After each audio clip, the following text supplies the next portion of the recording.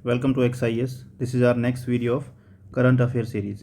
Current affair series में हम अभी क्या देख रहे हैं? अभी हमने देखिए न्यूज़ एट 365 वाला जो सेक्शन था एडुटेरिया का, वो तो कम्प्लीटली कवर कर लिया था।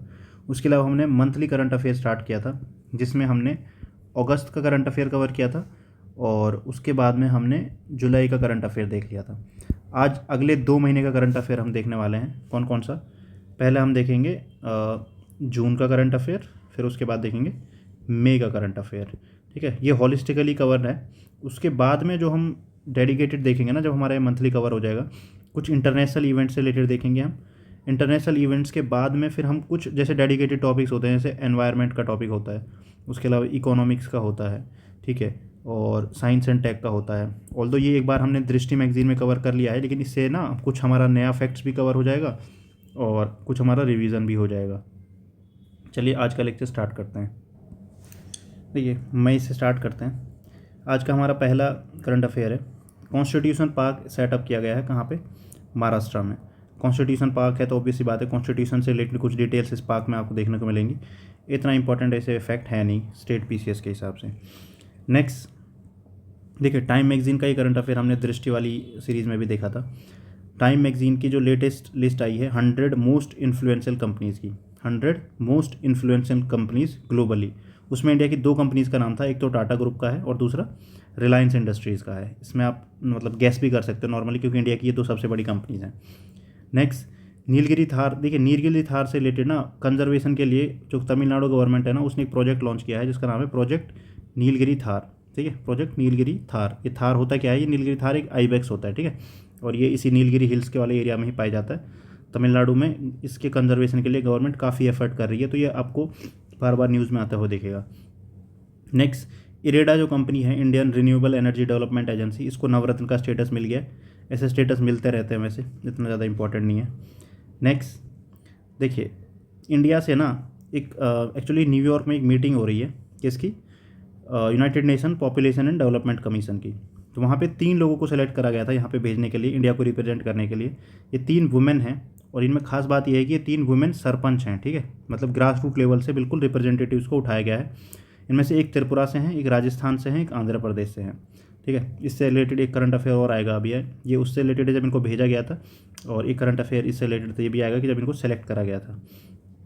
नेक्स्ट, भिलाई स्टील प्लांट है जो, ये छत्तीसगढ़ का पहला फ्लोटिंग सोलर प्रोजेक्ट स्टार्ट कर रहे हैं मरोड़ा रिजर्वायर के ऊपर। जो मरोड़ा रिजर्वायर है ये कौन सी नदी के ऊपर है? ये नल्ला नदी के ऊपर है, और जो नल्ला नदी है ना, ये ओवरऑल जो महानदी बेसिन है उसका पार्ट है, ठीक है। ये स्टील प्लांट वगैरह इतना इंपॉर्टेंट नहीं है, छत्तीसगढ़ PCS के लिए तो इंपॉर्टेंट है, बाकी हमारे लिए इतना इंपॉर्टेंट नहीं है। लेकिन ये मरोड़ा रिजर्वायर, क्योंकि ये न्यूज़ में आ गया है तो ये आपको पता होना चाहिए। मरोड़ा लेक या फिर मरोड़ा रिजर्वायर, तो ये नल्ला रिवर के ऊपर है और ये महानदी बेसिन का पार्ट है। नेक्स्ट देखिए, एक गवर्नमेंट इंडियन आर्मी का एक प्रोजेक्ट है, प्रोजेक्ट भीषम, भीष्मा या फिर भीषम, ठीक है। इसमें इन्होंने ना भीषम क्यूब डेवलप करे हैं, ये हमने हाल ही में उसको भी दिए थे जब अब प्रधानमंत्री मोदी यूक्रेन गए थे, तो उनको भी हमने ये डोनेट किए हैं या फिर एड की तरह प्रोवाइड करे हैं। भीषम क्यूब होता क्या है? ये एक पोर्टेबल हॉस्पिटल यूनिट होता है, ठीक है, पोर्टेबल हॉस्पिटल यूनिट। तो इंडियन आर्मी ने इसको एक मतलब टेस्ट करने के लिए एयर ड्रॉप किया था, कहाँ पे? एक एयरक्राफ्ट खेल से आगरा में। UP PCS के लिए तो काफ़ी इंपॉर्टेंट है लोकेशन आगरा भी, लेकिन ओवरऑल आपको ये जरूर पता होना चाहिए कि प्रोजेक्ट भीषम किस चीज़ से रिलेटेड है, ठीक है, ये पोर्टेबल हॉस्पिटल से रिलेटेड है। नेक्स्ट देखिए, first evidence of rock art, rock art का एविडेंस मिला है कहाँ से? बब्बू स्वामी टेम्पल से। बब्बू स्वामी टेम्पल कहाँ पे है? मैंगलुरु में लोकेटेड है। मैंगलुरु कहाँ पे है? कर्नाटका का एक सिटी है, कोस्टल एरिया है मैंगलुरु, ठीक है। जैसे बेंगलुरु है ना, वो कोस्टल नहीं है, बेंगलुरु सिटी है, लेकिन मैंगलुरु है जो, ये कोस्टल एरिया है। यहाँ पे जो बब्बू स्वामी टेम्पल है, यहाँ पे रॉक आर्ट के एविडेंस मिले हैं। रॉक आर्ट मतलब, रॉक आर्ट से मतलब रॉक के ऊपर जो कुछ पेंटिंग वगैरह बनाई होती है ना, उनको रॉक आर्ट बोलते हैं। नेक्स्ट, कर्नाटक, देखिए कर्नाटका गवर्नमेंट से रिलेटेड एक चीज़ हमने पहले भी देखी थी कि इन्होंने बोला था कि हम 75% रिजर्वेशन कर देंगे मतलब जो नेटिव लोग हैं, लोकल लोग हैं जो, उनके लिए। ऑल्दो वो अलग बात है, वो भी काफ़ी कॉन्ट्रोवर्शियल आया था वो स्टेटमेंट, वहाँ पे जो लोकल इंडस्ट्रीज़ थी वो उससे नाराज़ हो रहे थे। तो कर्नाटक गवर्नमेंट ने एक दूसरा प्रोविज़न लेके आई है, बोला है कि जो कॉन्ट्रैक्ट बेस्ड गवर्नमेंट की जॉब होती हैं उसमें 33% रिजर्वेशन करा जाएगा वुमेन के लिए। नेक्स्ट देख, स्टेट बैंक ऑफ इंडिया है, ये पहला बैंक बन गया है जिसने ट्रेडिंग वैसे इतना इंपॉर्टेंट नहीं है, ट्रेडिंग वगैरह करा रहे हैं ये बुलियन एक्सचेंज पे, पता आपको ये होना चाहिए कि बुलियन एक्सचेंज क्या होता है, ये स्टेट बैंक करा रहा है ये नहीं करा रहा है, ये इतना इंपॉर्टेंट नहीं है। तो इंडिया इंटरनेशनल बुलियन एक्सचेंज है, कहाँ पे लोकेटेड है ये गिफ्ट सिटी में है। गिफ्ट सिटी कहाँ पे है? गिफ्ट सिटी ये है उसमें गुजरात में, ठीक है। बुलियन एक्सचेंज होता क्या है? बुलियन एक्सचेंज के ऊपर ना जो मेटल होती है, प्रेशियस मेटल्स, नॉर्मली गोल्ड हो गया, सिल्वर हो गया, प्लेटिनम हो गया, इनके जो बार होते हैं जिनको बिस्किट बोल देते हैं आम भाषा में, ठीक है, बिस्किट, इनगॉट्स भी बोलते हैं इनको, ठीक है, इनके लिए ही वर्ड यूज़ किया जाता है बुलियन। इन पे यहाँ इनकी ट्रेडिंग होती है, ठीक है, फिजिकल मेटल्स के ट्रेडिंग के लिए इस्तेमाल करा जाता है बुलियन एक्सचेंज को। तो इंडिया इंटरनेशनल बुलियन एक्सचेंज पे जो स्टेट बैंक ऑफ इंडिया है ये पहली बैंक बन गई है जो ट्रेडिंग और क्लियरिंग मेंबर मतलब यहाँ पे सर्विसेज प्रोवाइड करा रही है। बाकी ये बुलियन एक्सचेंज क्या होता है ये ज़्यादा इंपॉर्टेंट है, ये पेपर में आ सकता है। नेक्स्ट, हमने पहले भी इसके बारे में पढ़ा था कि ये 3 बुक हैं। एक तो है रामचरितमानस, ये रामचरितमानस आपको पता ही है, अवधि में लिखी है तुलसीदास जी ने। पंचतंत्र है, ये विष्णु शर्मा की कहानियाँ हैं, पंचतंत्र की कहानियाँ, ठीक है, छोटी कहानियाँ होती हैं ये। फिर एक है हमारी सहृदय आलोकालोकन, ठीक है, सहृदय आलोकालोकन। एक्चुअली जो इनके जो पोइट है ना जिसने लिखी है उसका नाम है आनंदवर्धन। इनकी एक फेमस बुक है जिसके ऊपर पहले भी यूपीएससी ने क्वेश्चन पूछा था, उस बुक का नाम है ध्वनि आलोक, ठीक है, ध्वनि आलोक। अब देखोगे ये आलोक नाम ना यहाँ भी आ रहा है इस तरीके से, ए एल ओ के आलोक, ठीक है। और ध्वनि आलोक है जो इसको एक्चुअली साउंड थ्योरी बोलते हैं, ठीक है, साउंड थ्योरी यानी कि ध्वनि थ्योरी इन्होंने दी थी। ध्वनि की साउंड, ध्वनि यही होती है ना, ठीक है। आनंदवर्धन है जो इन्होंने ये लिखा है, ध्वनि थ्योरी भी इनकी है और ध्वनि थ्योरी और ध्वनि आलोक भी इनकी है। और ये सहृदय आलोक लोकन, ठीक है, लोकन है ना, एक्चुअली स्पेलिंग यहाँ पे गलत लिखी हुई है, इसको इस तरीके से लिखा जाता है लोकानो, ठीक है, लोकान, और इसकी ये साउंड से रिलेटेड वर्ड है। आनंदवर्धन ने लिखी है ये बुक, ये इंपॉर्टेंट है, पेपर में आ सकती है, ठीक है, आनंदवर्धन की बुक है ये, क्योंकि यूपीएससी एक बार पहले भी आनंदवर्धन की बुक पूछ चुका है। बाकी रामचरितमानस और पंचतंत्र को सबका ही पता होती हैं। ये सहृदय लोकन और ध्वनि आलोक और साउंड थ्योरी, इसको आप आनंदवर्धन से ऐसे याद रख सकते हैं कि ध्वनि ऐसी जिसको सुन के आनंद आ जाए, ठीक है, आनंदवर्धक ध्वनि है इसकी, इनकी आनंदवर्धन की, ठीक है, ऐसे याद रख सकते हैं इसको आप। नेक्स्ट देखिए, चोला पीरियड का एक स्टैचू है किसका? कृष्ण भगवान का डांस करती हुई मुद्रा में, उस मुद्रा का नाम है या फिर उस स्टैचू का नाम है कालिया कालकी। तमिलनाडु लाया गया है, कहाँ से? थाईलैंड से, ठीक है, मतलब ऐसा डिसाइड करा गया है कि इसको लेके आया जाएगा तमिलनाडु, थाईलैंड से वापस। थाईलैंड इसको ऐसे बोलते हैं कि चोरी करके ये थाईलैंड ले जाया गया था। नेक्स्ट, इंडिया को चेयरमैनशिप दी गई है कोलंबो प्रोसेस की, काफ़ी इंपॉर्टेंट करंट अफेयर है ये, पहले भी हम पढ़ चुके हैं। कोलंबो प्रोसेस क्या है? कोलंबो प्रोसेस एक तरीके का एक अरेंजमेंट है जिसमें साउथ एशिया और साउथ ईस्ट एशिया में जो माइग्रेंट्स का मूवमेंट होता है ना, काम करने के लिए लोग एक देश से दूसरे देश जाते हैं इस एरिया में, साउथ एशिया और साउथ ईस्ट एशिया में, तो उनको आसानी हो एक कंट्री से दूसरी कंट्री में जाने में, उनको क्या क्या सुविधाएं प्रोवाइड कराई जाती हैं, ठीक है, उनके डॉक्यूमेंट्स वगैरह में कोई दिक्कत ना आए, उन सब चीज़ों को देखता है कोलंबो प्रोसेस। इस बार इंडिया को इसकी चेयरमैनशिप मिली है। नेक्स्ट देखिए, आपने अक्सर करके जब इंडियन ज्योग्राफी वगैरह में ये वर्ड सुना होगा नॉर्वेस्टर। नॉर्वेस्टर को एक्चुअली में ना लोकल लैंग्वेज में काल बैसाखी बोलते हैं, किसमें? वेस्ट बंगाल में, और बोर्डोसिलिया बोलते हैं इसको आसाम वाले एरिया में। होता क्या है, ये प्री मानसून शावर होती है, अप्रैल से मई वाले महीने में आपको बारिश होती मिलेगी, उसको नॉर्वेस्टर कहा जाता है। इस नॉर्वेस्टर को स्टडी करने के लिए भुवनेश्वर उड़ीसा में एक रिसर्च सेंटर बनाया गया है, ठीक है। तो नॉर्वेस्टर क्या है? काल बैसाखी इसका नाम है, बोर्डोसिलिया इसको आसाम में बोलते हैं, ये आपको पता होना चाहिए। नेक्स्ट देखिए, हमारी जो नेशनल एजुकेशन पॉलिसी थी 2020 की, उसमें एक प्रोविज़न था कि हमारे जो इंडियन इंस्टीट्यूट्स हैं उनका इंटरनेशनलाइजेशन किया जाएगा, यानी कि अलग अलग कंट्रीज़ में वो अपने ब्रांचेस सेटअप करेंगे। जैसे आईआईटी जो मद्रास है उसने झांझीबार तांजानिया में अपना एक कैंपस सेटअप किया है, ठीक है, फिलहाल न्यूज़ में काफ़ी टाइम से रहता है वो। वैसे ही आईआईटी दिल्ली का जो फर्स्ट इंटरनेशनल कैंपस है वो Abu Dhabi United Arab Emirates में स्टार्ट हो गया है। नेक्स्ट, महात्मा गांधी यूनिवर्सिटी कोट्टयम केरला, ठीक है, यहाँ पे लोकेटेड है ये। एक रैंकिंग है जिसमें इसको स्थान मिला है, ठीक है, पहले नंबर पे आई है उसमें। कौन सी रैंकिंग है वो? Times Higher Education young university ranking, नई यूनिवर्सिटीज़ की रैंकिंग आई है। पुरानी यूनिवर्सिटीज़ में तो ये हार्वर्ड, ऑक्सफोर्ड ऐसी यूनिवर्सिटी ऑलरेडी मतलब सबसे आगे रहती हैं, लेकिन कुछ नई यूनिवर्सिटीज़ के लिए रैंकिंग स्टार्ट की है और उसमें इंडिया की ये यूनिवर्सिटी टॉप रैंक पे आई है, ठीक है, महात्मा गांधी यूनिवर्सिटी कोट्टयम केरला में है, ठीक है। नेक्स्ट, साउथ इंडियन एक्टर हैं रजनीकांत जी। साउथ इंडियन क्या, इंडियन सुपरस्टार हैं, पूरे इंडिया में फेमस हैं और ग्लोबली भी इनका काफ़ी नाम है।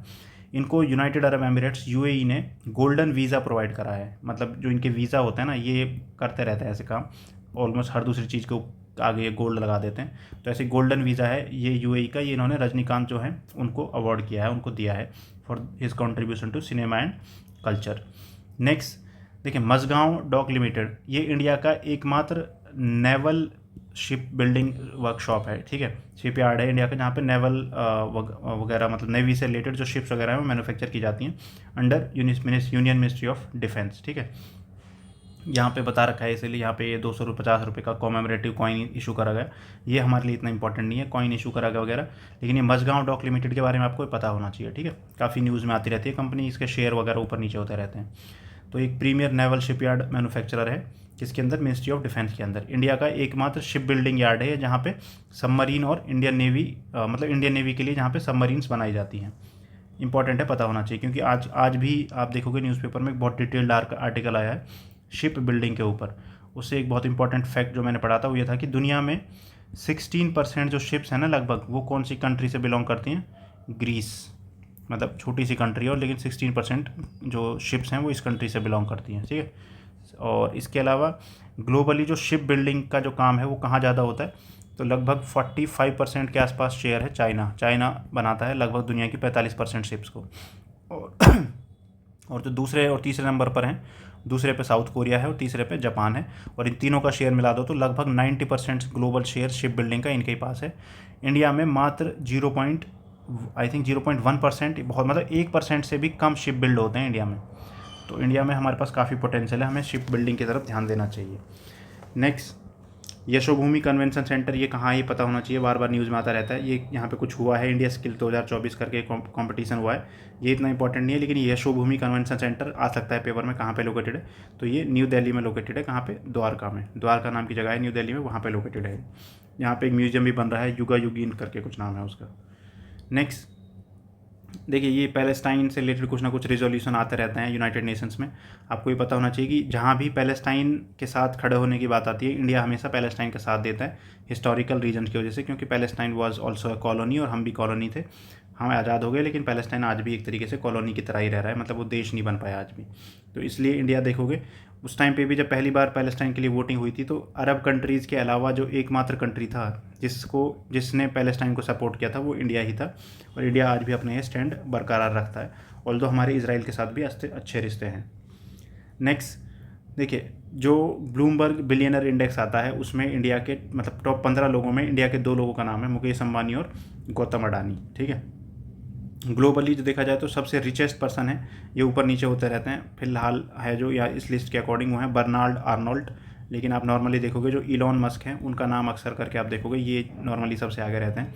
लेकिन जो कंपनी टेस्ला कंपनी है ना, उनके शेयर्स थोड़े नीचे चले गए हैं, इस वजह से ये नीचे खिसक आए हैं, क्योंकि टेस्ला को एक कंपनी है दूसरी BYD, ये चाइना की कंपनी है, ये काफ़ी कंपटीशन दे रही है टेस्ला को, इस वजह से टेस्ला के शेयर्स की वैल्यू कम हो गई।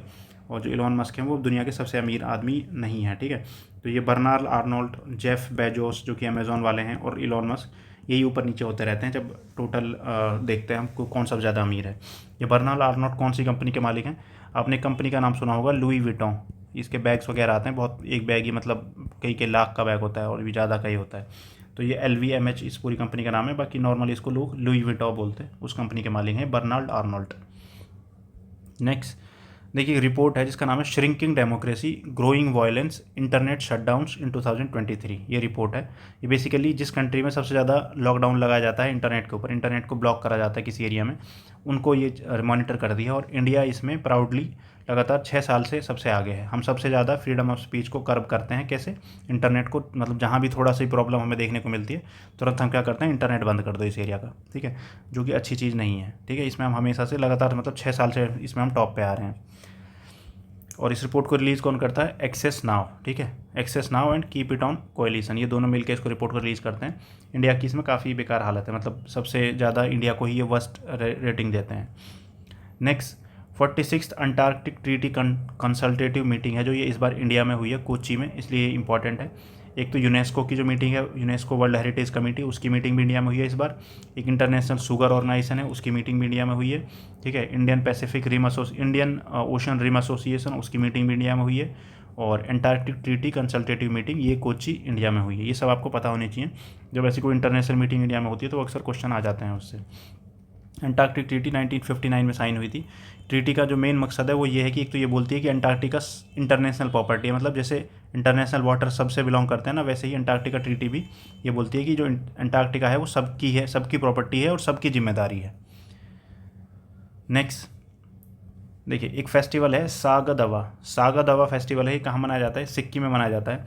एक्चुअली सागा दावा का मतलब होता है फोर्थ मंथ, ठीक है। सीजन का जो चौथा मंथ होता है उसको तिब्बतन लैंग्वेज में सागा मंथ कहा जाता है। सागा का मतलब होता है 4 और दावा का मतलब होता है मंथ, ठीक है। तो सिक्किम का एक फेस्टिवल है ये सागा दावा, ठीक है। इसको और दूसरा नाम है ट्रिपल ब्लेस्ड फेस्टिवल भी बोलते हैं इसको। और जो ट्रिपल ब्लेस्ड फेस्टिवल बोलते हैं, लेकिन ये चौथे महीने के बारे में है, ठीक है, सागा दावा। आप इतना भी याद रखोगे ना कि सागा दावा कहाँ का फेस्टिवल है, सिक्किम का, इतना भी काफ़ी है। बुद्ध पूर्णिमा को मनाया जाता है।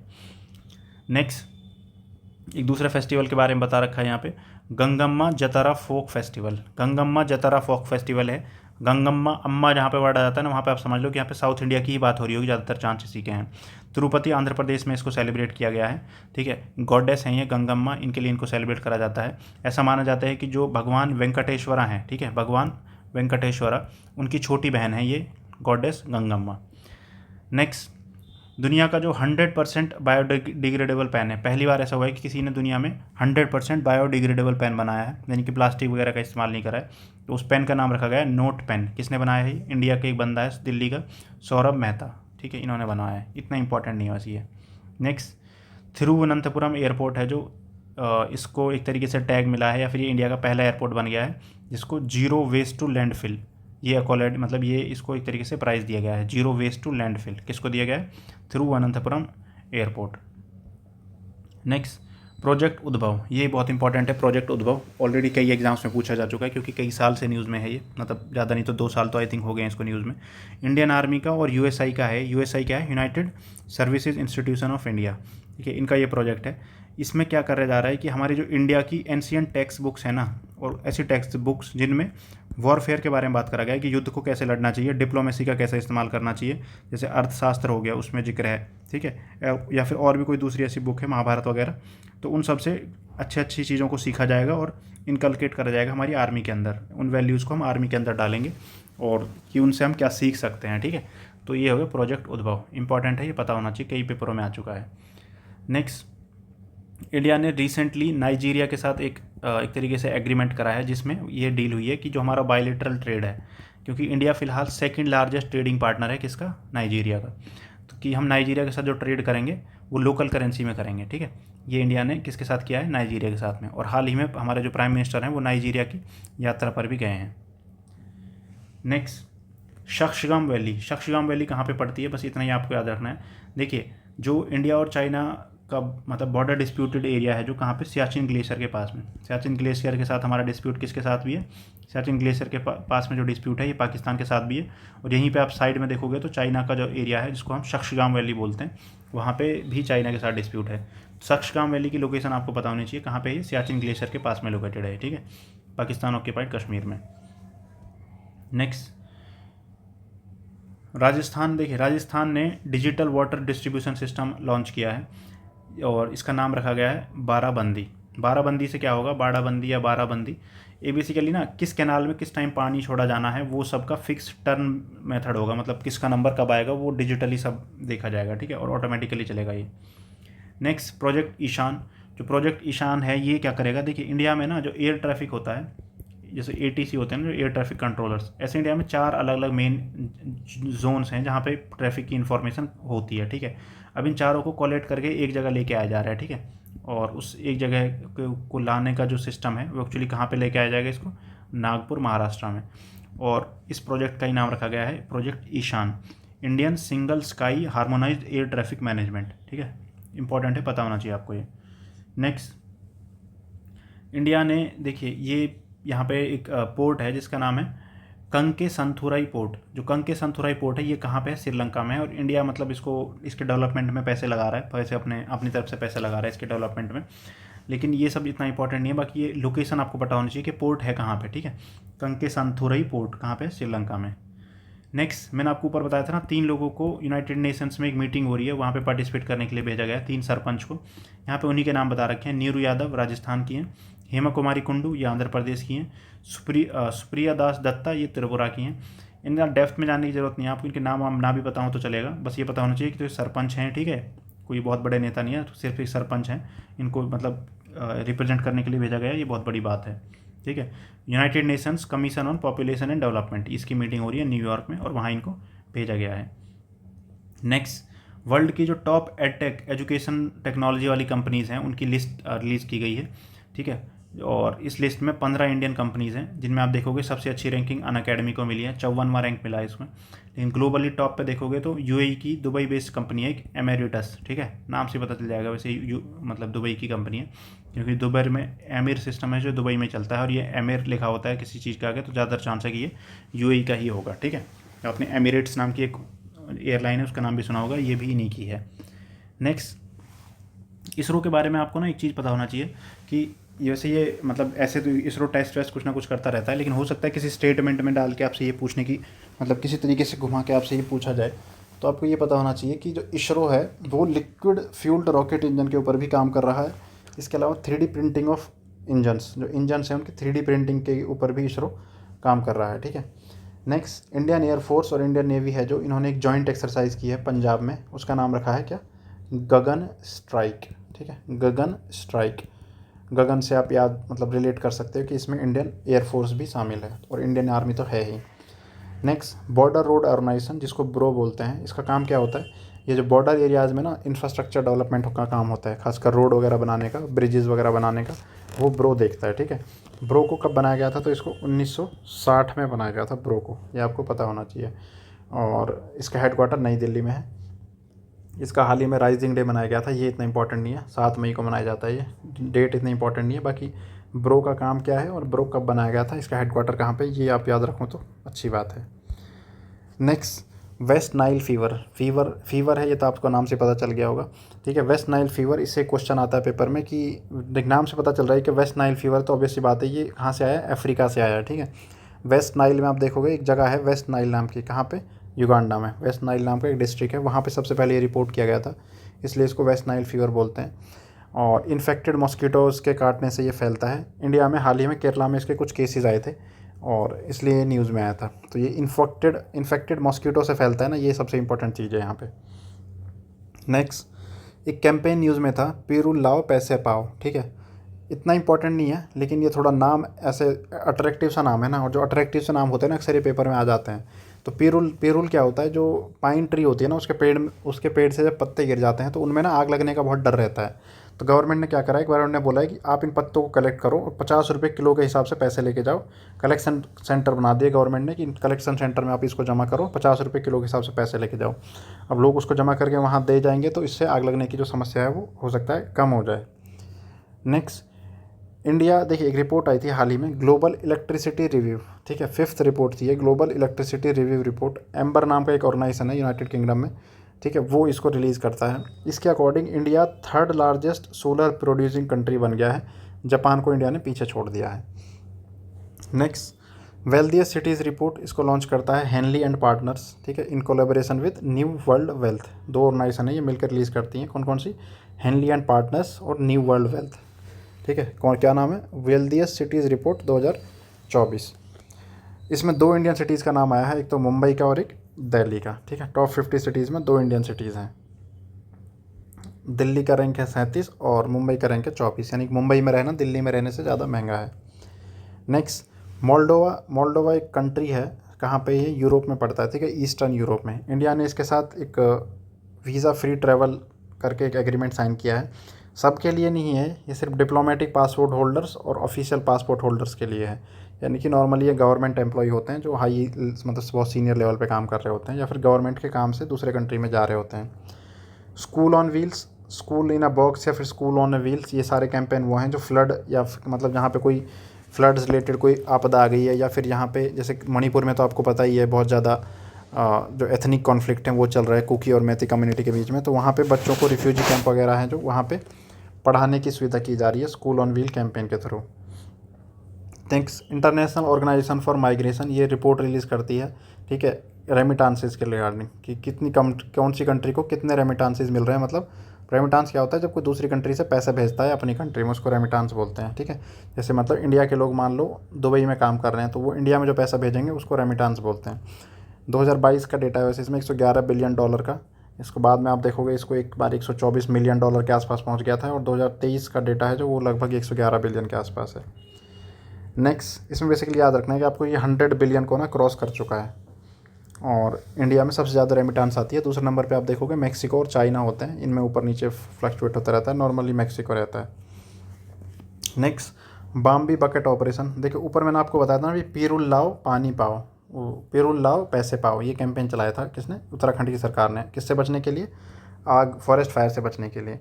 उसी से रिलेटेड ये इनिशिएटिव है बाम्बी बकेट ऑपरेशन। इसमें बेसिकली क्या किया था, जो हेलीकॉप्टर्स है ना, उस आग को बुझाने के लिए हेलीकॉप्टर्स के नीचे एक बकेट बांधी गई थी बहुत बड़ी, और वो बकेट नीचे से पानी भर के और हेलीकॉप्टर के थ्रू उसको ऐसे एरिया में पानी डाला जा रहा था जहाँ पे आग लग रही थी।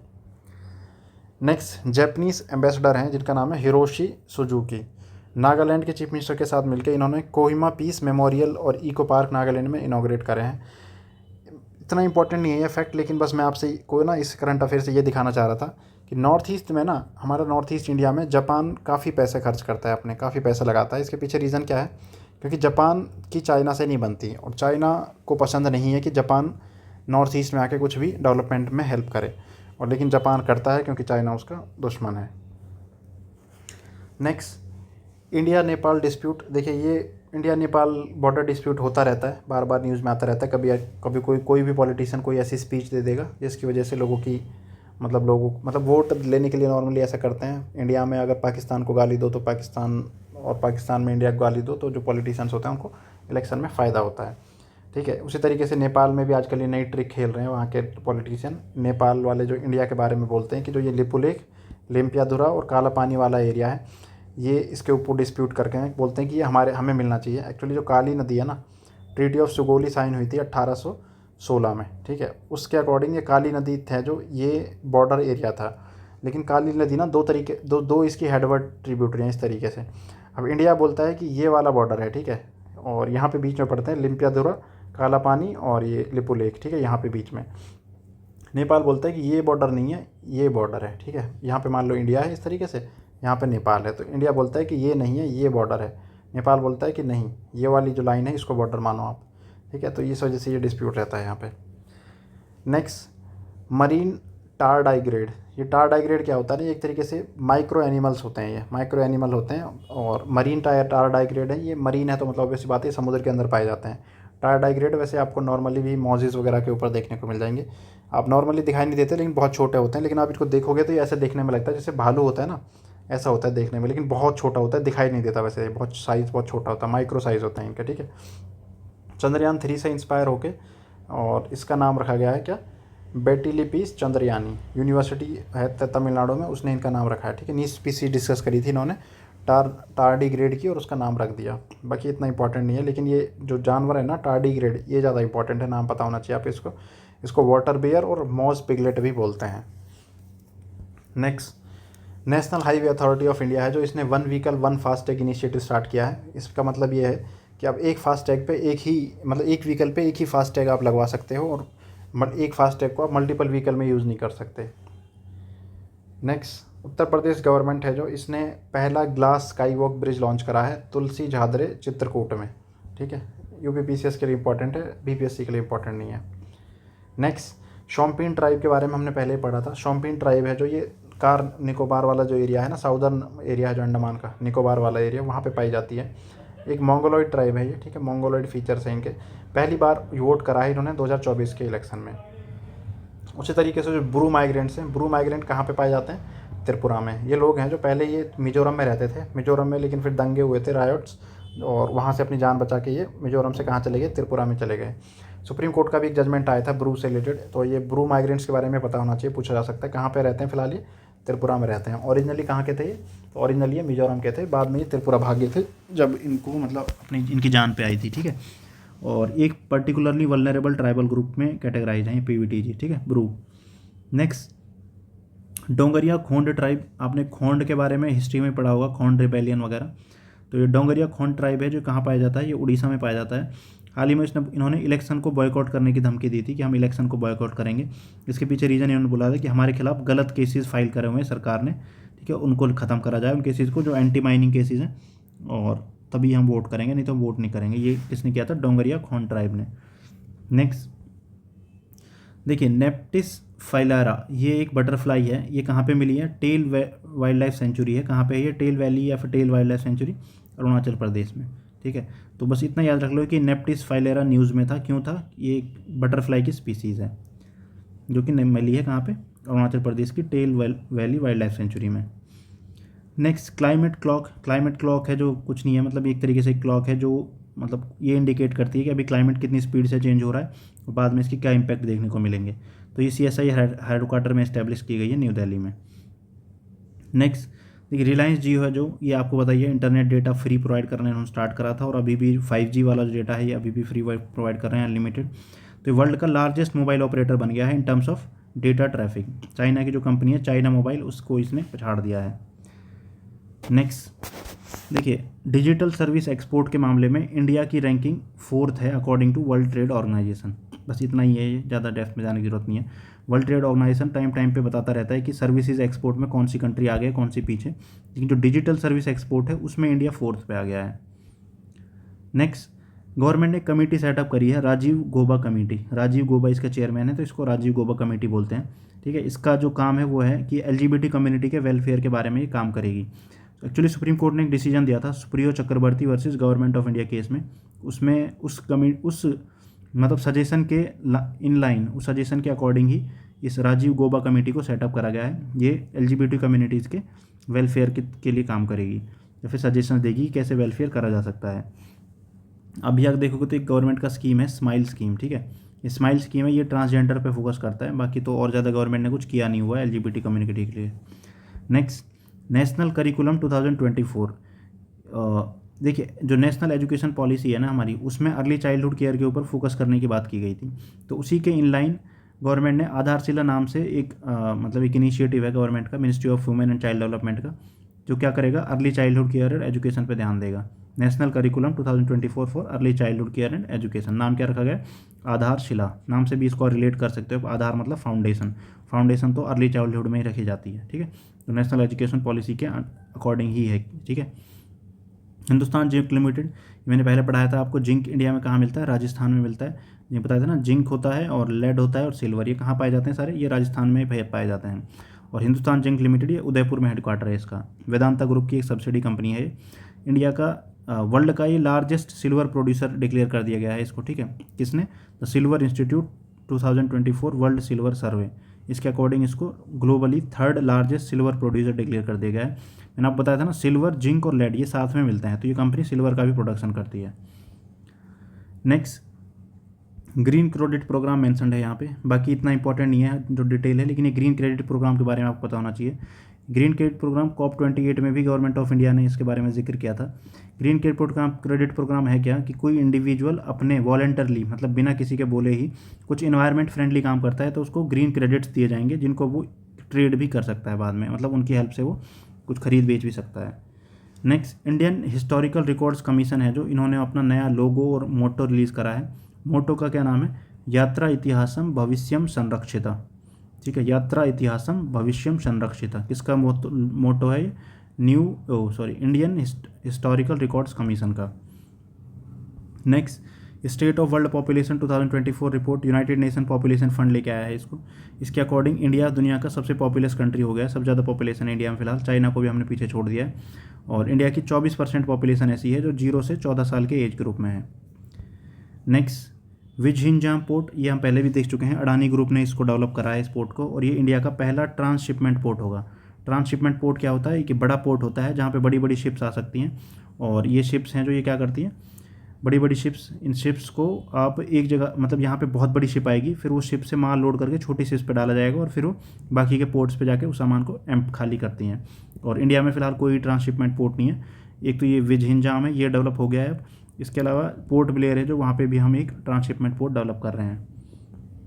नेक्स्ट खोंगजोम डे है, ये मणिपुर में सेलिब्रेट किया गया है, ठीक है। और ब्रिटेन और मतलब एंग्लो मणिपुर वॉर हुआ था एक 1891 में, उसी को सेलिब्रेट करता है खोंगजोंग डे। ठीक है, कहाँ पे मनाया जाता है ये? मणिपुर में 23 अप्रैल को। नेक्स्ट, आईआईटी जो रुड़की है उसने फॉसिल्स डिस्कवर किए हैं दुनिया के सबसे बड़े स्नेक के। कहाँ पे? गुजरात में। स्नेक का नाम क्या है? वासुकी इंडिकस। पेपर में आ सकता है कि ये वासुकी इंडिकस न्यूज़ में था। क्या है ये? एक स्नेक है। Next, insurance regulatory and development authority of India, जिसको IRDAI बोलते हैं, इसने एक बीमा मंथन के नाम से एक मतलब अपनी एक वो क्या बोलते हैं ना, एक मीटिंग वगैरह, जैसे में एक मीटिंग वगैरह ऑर्गेनाइज कराई है बीमा मंथन के नाम से। इसका गोल वही होता है कि मतलब कैसे हम इंडिया में बीमा से रिलेटेड जो अवेयरनेस है उसको बढ़ा सकते हैं, और जो इसका पेनिट्रेशन है इंडिया में वो बढ़ाया जाए, हेल्थ इंश्योरेंस और लाइफ इंश्योरेंस, टर्म इंश्योरेंस वगैरह का। लेकिन यहाँ पे मेरा मेन मकसद इसको कवर करने के पीछे ये था कि आपको IRDAI जो इंस्टीट्यूट है ना, इसके ये ऑर्गेनाइजेशन है, इसके बारे में पता होना चाहिए। इसको ना 1999 में सेटअप करा गया था मल्होत्रा कमेटी के रिकमेंडेशन पे। ये मल्होत्रा कमेटी के रिकमेंडेशन वाला क्वेश्चन पूछा जाता है। और इंडिया में इंश्योरेंस से रिलेटेड जितनी भी चीज़ें हैं, अब चाहे इंश्योरेंस प्राइवेट कंपनी दे रही हो चाहे गवर्नमेंट कंपनी, उन सबको रेगुलेट कौन करती है? IRDAI। Next, association for democratic reforms versus election commission of India, ये जजमेंट आया था जिसमें आप जस्टिस संजीव खन्ना थे, जो ये भी थे इसमें एक जज, और जस्टिस दीपांकर गुप्ता थे। EVM से रिलेटेड था ये। जो अपोजिशन पार्टी हैं वो बोल रही हैं कि EVM का यूज़ नहीं होना चाहिए, लेकिन जो सुप्रीम कोर्ट है उसने बोला है कि EVM का यूज़ करना चाहिए, लेकिन बस थोड़ा है सेफ्टी मेजर्स का हमें ध्यान रखना है। बेंच में जस्टिस संजीव खन्ना थे। अभी ये हमारे इंडिया के 51st chief justice of India बन गए हैं आफ्टर DY चंद्रचूड़। EVM की हिस्ट्री बता रखी है। EVM को पहली बार इंडिया में 1982 में केरला के नॉर्थ परावूर कॉन्स्टिट्यूंसी में यूज़ करा गया था। ऐसे ही जो VVPAT होते हैं उनको सबसे पहले कहाँ यूज़ करा गया था? नोंगशिन नागालैंड में यूज़ करा था। ठीक है, VVPT को, VVPAT voter verifiable paper audit trial बोलते हैं इसको। EVM का बाद में 2001 में फिर स्टेट असेंबली इलेक्शन में स्टार्ट होना इस्तेमाल हो गया, और पूरी की पूरी लोकसभा में 2004 में पहली बार इसका इस्तेमाल किया गया था। नेक्स्ट देखिए, एक टर्म न्यूज़ में रहती है, एक तो ट्राई सर्विसेज कमांड और एक थिएटर कमांड। ये क्या होते हैं?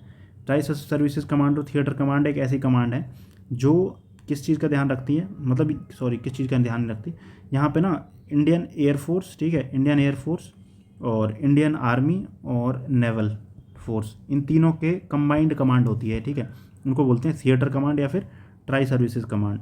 जो थिएटर कमांड है वो एक तरीके की ट्राई सर्विसेज कमांड ही होती है। फिलहाल इंडिया में आप देखोगे 2 ही ट्राई सर्विसेज कमांड है। एक तो वो है जो न्यूक्लियर आर्सेनल है इंडिया का, उसका ध्यान रखती है, और जो दूसरी है वो इंडिया में साइबर सिक्योरिटी वगैरह की चीज़ों को देखने के लिए बनाई गई है। नेक्स्ट, शिग्मोत्सव, ये कहाँ पे हुआ है? तो शिग्मोत्सव है, गोवा में ऑर्गेनाइज कराया जाता है। होली और अलग कार्निवल इसमें मतलब फेस्टिवल है एक तरीके का, बस इतना याद रखना है। कहाँ पे मनाया जाता है? शिग्मोत्सव गोवा में। अच्छा, ये ट्राई सर्विसेज कमांड वाला बता रहा था मैं, याद रखना है आपको। ठीक है, ये लार्जेस्ट मिलिट्री बेस भी है इंडिया का। कहाँ पे? मुंबई में लोकेटेड है ये। नेक्स्ट, पारादीप पोर्ट, ये कार्गो वॉल्यूम के हिसाब से इंडिया का लार्जेस्ट पोर्ट डिक्लेयर कर दिया गया है। मतलब ये देखिए, कार्गो वॉल्यूम हर साल कम ज़्यादा होती रहती है, तो ये ऊपर नीचे होता रहता है। बाकी फिलहाल पारादीप पोर्ट है जो उड़ीसा में महानदी डेल्टा पे लोकेटेड है, ये इंडिया का लार्जेस्ट कार्गो पोर्ट बन गया है।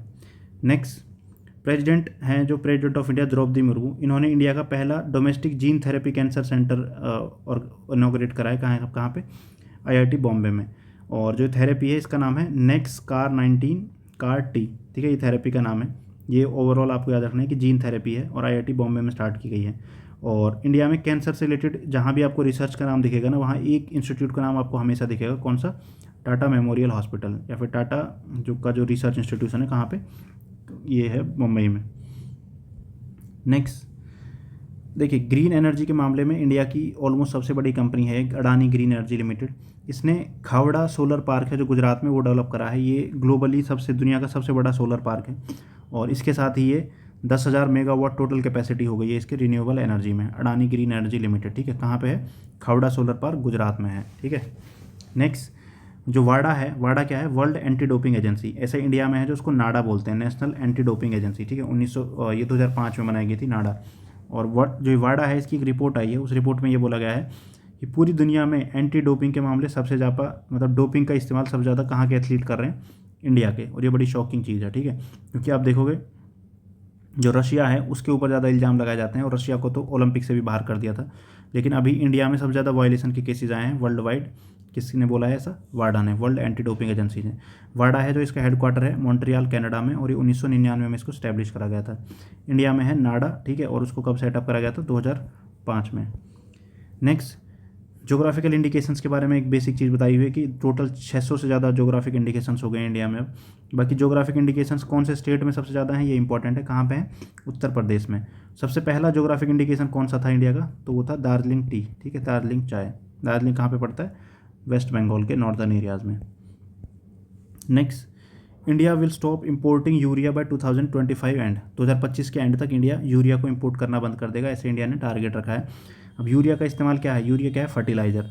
और फर्टिलाइज़र के लिए इंडिया है ना, जो इंडिया में जैसे इफ़को है, इफ़को कंपनी, इफ़को एक कोऑपरेटिव है, ये फर्टिलाइज़र प्रोडक्शन का काम करते हैं। उसके अलावा यूपी के कुछ एरिया हैं जहाँ पे फर्टिलाइज़र का प्रोडक्शन होता है। ओवरऑल लेकिन इंडिया में ना काफ़ी कम होता है फर्टिलाइज़र का प्रोडक्शन, और इंडिया में काफ़ी सब्सिडी भी दी जाती है यूरिया बेस्ड जो फर्टिलाइज़र होते हैं उसमें, जिसमें पैसा काफ़ी खर्च होता है। तो सरकार अब कोशिश कर रही है किस तरीके से हम इंडिया में ही यूरिया का प्रोडक्शन करें और जो इम्पोर्ट है उसको कम करा जाए। नेक्स्ट, वर्ली कोलीवाड़ा मुंबई। ये यहाँ वर्ली कोलीवाड़ा मुंबई में आर्टिफिशियल रीफ्स इस्टेब्लिश कर मतलब सेटअप करी जा रही हैं, यहाँ पे लगाई जा रही हैं। रीफ पता ही ना आपको, कोरल रीफ की बात हो रही है यहाँ पे, ठीक है, कोरल रीफ्स। तो ये करंट अफेयर बताने का मेरा मेन मकसद ये था कि आपको ये पता होना चाहिए कि जो रीफ्स हैं उनको आर्टिफिशियली भी इस्टेब्लिश किया जा सकता है, उनको उगाया जा सकता है। इसके पहले भी एक बार हमने इंडिया में जो आर्टिफिशियल रीफ हैं वो लगाई थी, कहाँ पे? पुडुचेरी में, ठीक है। अभी हमने कहाँ पे लगाई है? वर्ली कोलीवाड़ा मुंबई में। और रीफ आपको पता है कौन सी ऐसे एरियाज़ में लगाई जाती है रीफ जहाँ पे शैलो वाटर होना चाहिए और वहाँ पे डायरेक्ट इनफ्लो नहीं होना चाहिए फ्रेश वाटर का। नेक्स्ट, तमिलनाडु गवर्नमेंट ने हाल ही में सेंट्रल गवर्नमेंट के ऊपर केस करा है कि जो नेशनल डिजास्टर रिलीफ फंड है उसमें से पैसा नहीं निकालने दे रहे हैं ये सेंट्रल गवर्नमेंट। किसको? स्टेट गवर्नमेंट को, तमिलनाडु को। और उनको पैसा क्यों चाहिए? वहाँ पे अभी साइक्लोन मिचोंग आया था जिसकी वजह से वहाँ पे काफ़ी तबाही आ गई थी और मतलब फ्लडिंग हो गई थी चेन्नई वगैरह वाला आसपास के एरिया में तमिलनाडु में। तो उसके लिए ये तमिलनाडु ने केस कर दिया किस पे? सेंट्रल गवर्नमेंट पे। नेक्स्ट, तमिलनाडु इंडिया में ना लार्जेस्ट एक्सपोर्टर है इलेक्ट्रॉनिक गुड्स का। लगभग जो 30% इलेक्ट्रॉनिक गुड्स इंडिया से एक्सपोर्ट होती है ना, उसमें प्रोडक्शन उनका कहाँ होता है? तमिलनाडु में। नेक्स्ट, देखिए, यूनिवर्सिटी ऑफ केरला के आर्कियोलॉजिस्ट हैं, उन्होंने एक इंपॉर्टेंट हड़प्पन सेटलमेंट डिस्कवर की है। कहाँ पे? पाड़ता बेट में। मैंने आपको याद हो तो मैंने आपको चीज़ बताई थी, ये बेट वर्ड जहाँ पे आप मिल जाए ना, BET, किस जगह के नाम के पीछे लिखा हुआ, तो ऑटोमेटिकली आपको समझ जाना है कि ये गुजरात में ही जगह होगी। मैंने आपको बताया था ना आलिया बेट, ये भी गुजरात की एक जगह है आलिया बेट, ठीक है। और वैसे ही खादिर बेट, खादिर बेट क्या है? खादिर बेट वो जगह है जिसमें धोलावीरा नाम का एक इंडस वैली सिविलाइजेशन की एक बहुत इंपॉर्टेंट साइट है। तो वैसे ही पाडेटा बेट है जो यहाँ पे भी आपको site important Harappan settlement discover की है। किसने? यूनिवर्सिटी ऑफ केरला के स्टूडेंट्स ने। नेक्स्ट, सितवे पोर्ट है, ये म्यांमार का पोर्ट है, ठीक है। और चाबार पोर्ट के बाद में ये दूसरा पोर्ट है जिसको इंडिया ऑपरेट करेगा। कहाँ पे लोकेटेड है? म्यांमार में, ठीक है। और कालादान रिवर के ऊपर लोकेटेड है। कालादान रिवर है जो ये इंडिया से स्टार्ट होती है रिवर और बहती हुई कहाँ जाती है? म्यांमार में। म्यांमार का जो चीन स्टेट है वहाँ से बहती है, चीन हिल्स से होती हुई। नेक्स्ट, इंडिगो, इंडिया की एक इंपॉर्टेंट एयरलाइन है इंडिगो। ये दुनिया की 3rd लार्जेस्ट एयरलाइन बन गई है in terms of market capitalisation. Market capitalisation क्या होता है? मार्केट कैपिटलाइजेशन का मतलब ये है कि मान लो इस कंपनी के 100 शेयर हैं जो टोकी मार्केट में ट्रेड कर रहे हैं। उन 100 शेयर की वैल्यू आप निकालोगे ना मार्केट प्राइस के हिसाब से। मान लो एक शेयर है जो वो 10 रुपये का है, टोटल वैल्यू हो गई 1000 रुपये की, ठीक है, इस कंपनी की। तो वैसे कैलकुलेट की जाती है मार्केट कैपिटलाइजेशन, उस शेयर की वैल्यूज़, टोटल वैल्यूज़ को मल्टीप्लाई करके। नेक्स्ट, JNU है जो ये बन गया है इंडिया का highest rank university according to QS ranking, जो कि हर साल रिलीज होती हैं। QS का फुल फॉर्म क्या है? क्वाक्वारेली सीमेंट्स, ये इसका QS का फुल फॉर्म है, ठीक है, क्वाक्वारेली सीमेंट्स। इंग्लैंड की लंदन बेस्ड ऑर्गेनाइजेशन है, ये रिलीज़ करती है हर साल ये लिस्ट। इसकी लिस्ट में हर साल आप देखोगे टॉप पे तो MIT रहता है, बाकी इसकी लिस्ट में जो इंडिया की यूनिवर्सिटी है वो JNU है इन डेवलपमेंटल स्टडीज़, ठीक है। ओवरऑल आप ग्लोबली रैंक देखोगे इसका 20 है, लेकिन इंडिया में टॉप है ये। नेक्स्ट, जेफ बेजोस हैं जो, इन्होंने अपना इनका एक स्पेस स्टार्टअप है जिसका नाम है ब्लू ओरिजिन। और इन्होंने इस अपनी एक मिशन है NS-25 मिशन। इसके अकॉर्डिंग इसमें इन्होंने क्या करा है, कुछ लोगों को स्पेस में भेजा है सिर्फ सिंपल टूरिज़्म के लिए। 10 मिनट के लोग स्पेस में गए थे और इसमें एक इंडिया का बंदा भी था, गोपी थोताकुरा। और राकेश शर्मा के बाद में ये इंडिया के दूसरे नागरिक बन गए हैं स्पेस में जाने वाले। कौन सी कंपनी ने भेजा है? Blue origin. ब्लू ओरिजिन किसकी कंपनी है? जेफ बेजोस की। जेफ बेजोस कौन है? अमेजोन के मालिक हैं, अमेजोन के CEO, ठीक है। और बंदे का नाम पता होना चाहिए, गोपी थोताकुरा नाम है। नेक्स्ट, इंडिया की पहली artificial intelligence based film Eera, इसका ट्रेलर हाल ही में लॉन्च हुआ था। ये इतना इंपॉर्टेंट फैक्ट नहीं है, ठीक है। नेक्स्ट, इंडिया का पहला ट्राई सर्विसेज कॉन्फ्रेंस। देखिए ट्राई सर्विस थिएटर कमांड, ये ना आजकल बहुत न्यूज़ में है, ये आपको पता होना चाहिए, इसलिए न्यूज़ में आता रहता है बार बार। फिर से आ गया यहाँ पे ट्राई सर्विसेज कॉन्फ्रेंस। नाम क्या है? परिवर्तन चिंतन। डिफेंस मिनिस्ट्री ने ऑर्गेनाइज करी है दिल्ली में। इसको डालने का सिर्फ मेरा एक ही मकसद है, ट्राई सर्विसेज क्या है ये आपको पता होना चाहिए। तीनों सर्विसेज इंक्लूड होती हैं इसमें, थिएटर कमांड भी बोल देते हैं कई बार इसको। नेक्स्ट, इंडियन ओरिजिन न्यूरोलॉजिस्ट हैं डॉक्टर अश्विनी केशवन, ठीक है। ब्रिटेन की एक रिसर्च टीम है, उसमें इनको सेलेक्ट करा गया है। इंडियन न्यूरोलॉजिस्ट हैं, क्या नाम है? डॉक्टर अश्विनी केशवन। और ये डिमेंशिया के ऊपर फोकस करेंगे। डिमेंशिया जो बीमारी है इसके ऊपर रिसर्च करेंगे। तो आपको पता होना चाहिए डिमेंशिया क्या है। देखिए डिमेंशिया ना एक ग्रुप ऑफ बीमारीज को कहा जाता है। कौन सी ग्रुप ऑफ बीमारी? ये सारी बीमारी होती हैं भूलने से रिलेटेड। जब बंदा बूढ़ा होता है ना, एज उसकी ज़्यादा होती है, तो वो धीरे धीरे उसके अंदर भूलने की बीमारियाँ डेवलप होने लगती हैं, ठीक है। तो उसको ही डिमेंशिया कहा जाता है। ये ग्रुप ऑफ डिजीज़ को मिला के एक वर्ड है डिमेंशिया। आपने एक दूसरा भी वर्ड सुना होगा, एमनीजिया। एमनीजिया डायरेक्टली भूलने की बीमारी कहा जाता है, एक बीमारी को, ठीक है, जहाँ पे इंसान चीज़ें भूलता है, जैसे अल्जाइमर होती है उस। लेकिन डिमेंशिया एक लार्जर वर्ड है, मतलब ब्रॉडर वर्ड है, इसमें और भी चीज़ें आ जाती हैं। मतलब फिजिकल बॉडी वीक हो रही है आपकी, तो वो भी डिमेंशिया का ही वो बन जाएगा टाइप। नेक्स्ट, NTPC लिमिटेड है जो, इसने कॉर्पोरेट सोशल रिस्पॉन्सिबिलिटीज़ इनिशिएटिव के तौर पे girl child empowerment mission launch करा है, जो कि किसके लाइन में है, मतलब किसके मतलब बोलते हैं ना कि बोलते हैं इस project in line with this initiative. तो वैसे ही है, बेटी बचाओ बेटी पढ़ाओ जो इनिशिएटिव है, जिस तरीके की बातें यहाँ पे करी गई थी, कुछ वैसे ही यहाँ पे गर्ल चाइल्ड एम्पावरमेंट मिशन में की जा रही हैं।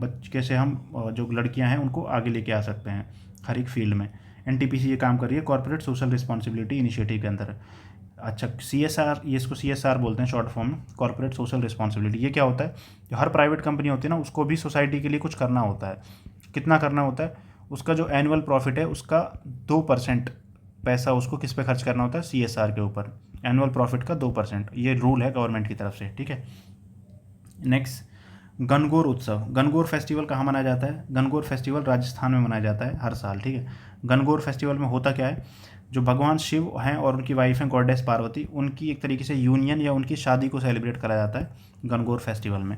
इंपॉर्टेंट फेस्टिवल है राजस्थान का, ये हर साल न्यूज़ में आता है, जब भी आता है, ठीक है। इसके अलावा आप हरियाणा के जो एरियाज़ हैं जो राजस्थान को बॉर्डर करते हैं, वहाँ पर भी ये गणगौर फेस्टिवल मनाया जाता है, सिरसा वाले एरियाज़ में। तो आज की वीडियो के लिए इतना ही था। I hope you like this video. ये वीडियोज़ मैं थोड़ा मतलब 2 महीने एक ही बार में कवर कर रहा हूँ, उससे ज़्यादा कवर नहीं कर रहा हूँ, क्योंकि आप देख ही सकते हो मतलब हर 10-15 सेकंड में एक टॉपिक चेंज हो जाता है, तो ये थोड़ा डिफ़िकल्ट रहता है इसको कवर करना, और बहुत टायरिंग रहता है ये। और आई डोंट वांट कि मैं टॉपिक के साथ इनजस्टिस करूँ, इसलिए मैं ट्राई करता हूँ कि जो चीज़ें हैं उससे रिलेटेड वो आपको बताई जाएँ। I hope you like this video. Thank you so much.